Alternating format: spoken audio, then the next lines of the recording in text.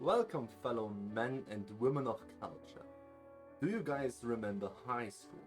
Eating with your friends in the cantina, doing club stuff, and worrying that your girlfriend might be fucking someone else in the restroom stalls? No? Well, neither do I. But I remember a game that gives you that feeling. Artificial Academy 2, a game made by IllusionSoft, the masterminds behind instant classics such as Koikatsu Party, Honey Select, the Sexy Beach series, and who could forget AA2 is one of the few games that slipped through to the West during the Great Eroge ban of the late 2000s. It's a very customizable game, which allows you to create your own students or teachers and lets you play as one of them, experiencing school life once more. There are 4 body types in Anti-Air 2, the Shota or Lolita, the average, tall guys, and fat ugly bastards or big beautiful women, as well as a few personalities to choose from. For the male, we have stuff like the Schema, the Savage, a gentle personality, a warm one, or an average one. The women have a lot more options. There you can find something like mature, kind, playful, manly, and cadet, each coming with a different voice set. And to top it off, one can choose up to 2 character traits, which influence the actions and/or character modifiers. For example, Bad with Boys gives the character less affection and friendship gain with the male sex, while a single-minded character is very loyal, and an evil character can range from the main character of 90% of hentai to Yuno Gasai. There are a lot of mods out there, giving you even more customization options. Do you want more than 2 character traits? There is a mod for that. Does the game not feature the exact hairstyle you're looking for? There's probably a mod for that. The gameplay itself is remarkably similar to a point-and-click adventure. You move your cursor across the screen looking for an interaction prompt, which is either move to a different location, interact with another character, or an action you can take. In the character interaction screen, you get to play what I can only describe as a RNG-based dating sim, in which the outcome is based on the personality of the interacted one, the action itself, and a dice roll. Sometimes a character has a special moodlet.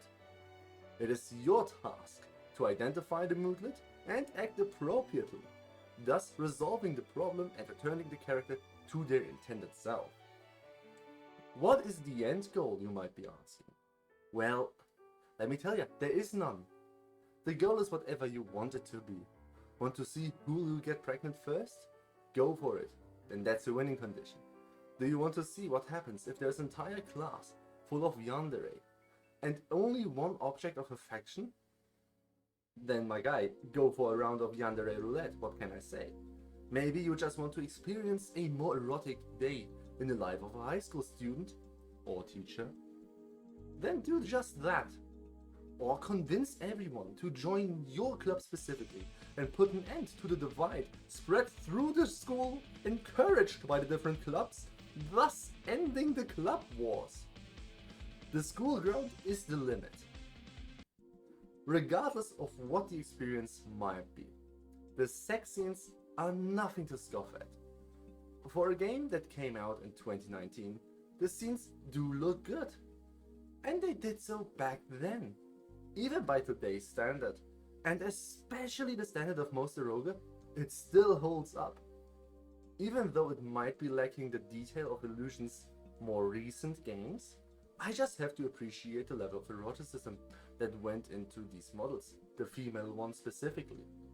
And especially the backside. They just take the cake. Just a few details that you don't often see in hentai go a long way to improve the visuals. Like, for example, the place where the spine is supposed to be. This back trench, if you will. But it's still only 2 models being slapped together, And this is enough for some people to not do it for them.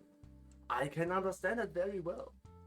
At least the newer games like I Shoujo have a very detailed model that can rile you up somehow. But that's to be expected if you play a 10-year-old game with 3D models. At least the voice acting is still up to par. And there's quite a bit of liberty in the game itself. It allows for same-sex relations, but maybe you aren't into that sort of stuff. I know I'm not. But don't you worry.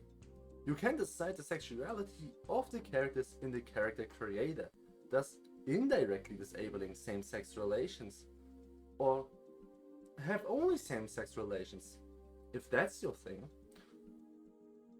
But what if you want to have gays running around, but don't want them to interact with yourself, or don't want to see the gay sex yourself?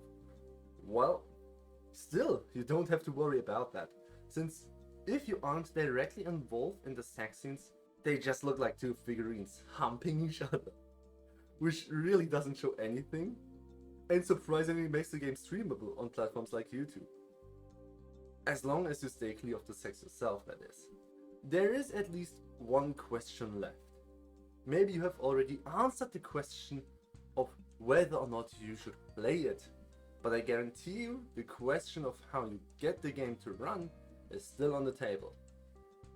Depending on where you got the game from, there should be a patch in a folder together with the exe for the game and character creator.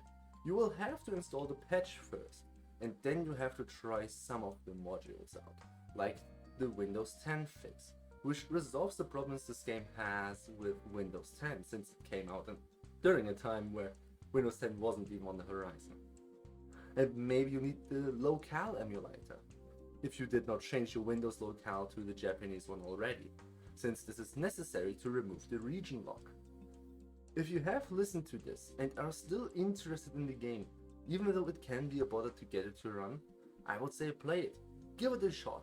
And if you're interested in the customization and all, but you don't want to go through all of that, maybe get yourself Koikatsu Party, which is, from what I have heard, a sort of spiritual successor to AA2. But I must warn you, the version you can buy in the West, specifically on Steam, is censored.